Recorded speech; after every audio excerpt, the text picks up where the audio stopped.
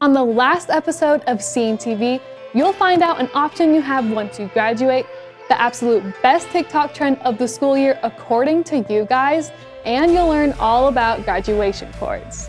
Today is the second to last day of the school year, May 20th. And Seeing TV Live starts right now.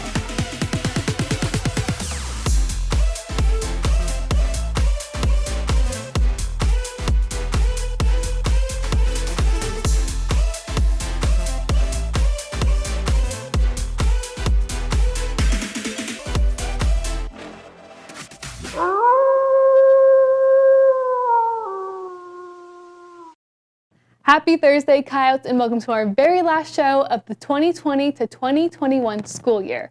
I'm Isabel Milford. I know with it being the end of the year, a lot of you guys might be thinking about what you're going to do once you graduate, whether it's this year or not. One of your options is actually attending a trade school, and Seeing TV's Sumit Nalavade lets us know a little bit more about what that process is like. As students are finalizing their decisions for their futures after high school, many are going off to college to major in their desired career paths. However, some students are taking a slightly different approach with the same end goal in mind. Senior Preston Anderson plans on attending a trade school right here in the Dallas-Fort Worth area. After high school, I'm going to a trade school for auto and diesel training. It's UTI, Universal Technical Institute. They have a wide variety of options, from welding to auto and diesel. I decided to go to UTI because I've never been much for, I didn't care much for like STEM programs, and I was never really good at them. But things that I like to do usually stick a little bit better, so I can put all of my effort into learning about cars and trucks rather than math and science. Unlike traditional colleges and universities, trade schools appeal to a wider range of students interested in learning specific industry-based skills rather than a broader major at a fraction of the cost and time. So it's a 17-month, I'm doing auto and diesel, which is a combined course of, auto and diesel are usually separate, but you can do a combined. It's 17 months broken down into 27 courses, each course being about 3 weeks long. And they start with the basics, putting together and taking apart the engine and learning the electronics of it. Everything down to even just putting a tire on a rim. Cost-wise, auto and diesel is going to run about $50,000. I plan on paying out of pocket afterwards. They have a really nice plan. It's only a few hundred a month, and with jobs afterwards, after my training.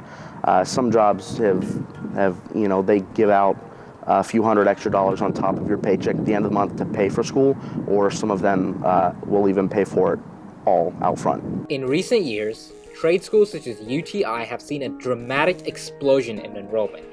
According to the National Center for Education Statistics, since the year 2000, trade schools have seen nearly a 200% increase in enrollment.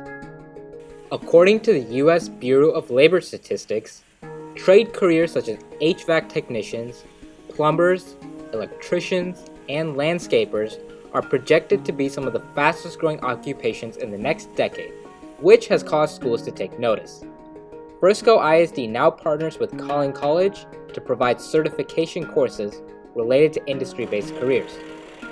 For students like senior Jackson Wilson, this means learning in-demand career skills as early on as high school. Right now I'm taking a automotive tech program, and after high school I'm gonna keep on going to Collin College to keep on learning more about this program and how I can get further into the field, and basically when I go there we just learn as much as we can about everything to do with cars, whether it's diesel, whether it's just regular transmission, whether it's manual, and basically trying to further myself into the field so that when I get out there I'm ahead of everyone. I'm not trying to learn as we go along. I can just be out there and be the best that I can. Along with the fact that trade schools cost significantly less for a certification as compared to a college degree, they can also provide a more focused approach. Something that you might not know is the trade schools are going to be a lot more hands-on. They've got shops for everything. So rather than sitting down and looking at a textbook and learning about that, which there's very little paperwork, any homework, anything to do with paper, everything is hands-on. You get tools, you get a uniform, you work in a garage, and you put everything together and you take it apart and you do it over and over. While trade schools and careers may not be the most popular destination for students upon graduation, for some, the growing opportunities that lie ahead make them worth it. You know, it's probably the most risky, you know. With college, you know, you have more time to basically think of what you're gonna do. But, you know, I was just ready, you know, to get my hands on, not be in that class anymore and make some more money with what I would like to do and what I actually wanted to do. And, you know, it might be a little scary at first, but it's just a risk. You know, I'm still getting a good education. I'm still going to school, even though it's not a traditional college. It still teaches me, and I'll walk out with an associate's degree like anyone else. If you're interested in attending any of the alternative career paths for your career after high school, make sure to talk to your counselor and do your research. I'm Sumit Nalavade for Coyote Nation TV. With everything coming to a close and seniors like me getting ready to walk across the stage in our cap and gown and graduation cords, some of you underclassmen may be wondering what graduation cords are all about. Scene TV's Preston Raven tells us all about graduation cords and how you can get them. With graduation right around the corner, some of you will be walking the stage while others will be watching. You might notice a graduate wearing a cord with their robe, and that is a graduation cord. It is a long cord you wear around your neck that represents what you did for all 4 years in high school. In terms of graduation, it is more than just a simple string you wear around your neck. Because they mark your accomplishments. If you're a senior and you have earned cords, it marks your participation in clubs, it marks accomplishments. It's a good visual on what you've accomplished as a student. They serve as a way for you to kind of show off what you've been doing for your 4 years. You can get cords from certain activities in school like Student Council, Business Professionals of America, also known as BPA, and Health Occupation Students of America, known as HOSA. Honor cords, community service cords, in past years blood donor cords, those are obviously earned by your grades, your volunteer time, your willingness to donate blood. Clubs and organizations have cords. Sometimes it's participation. Different clubs may have different standards, so there's several different ways. These options can help represent who you are as a student. I think graduation cords represent hard work, they represent dedication, and they represent your willingness to commit to something outside of just normal school. I got to see my sister graduate, and I went to a ton of heritage graduations, and I saw the kids with all of the cords, and the ones with the most, I was like, okay, like those are the cool kids. Like that's the one you want to be like. You can start earning graduation cords as early as your freshman year. From your freshman year, getting involved, seeing where cords, how you earn cords, and what organizations offer them. That way you can kind of plan. So for underclassmen that see graduation pictures or go to a graduation ceremony, I think that they see that and it kind of sticks in their brain. And if you're dedicated to something, it's a way for you to represent that when you graduate because you want to show off everything you've done in those 4 years at your graduation ceremony. I'm Preston Raven with Coyote Nation TV. Now it's time for what you've all been waiting for.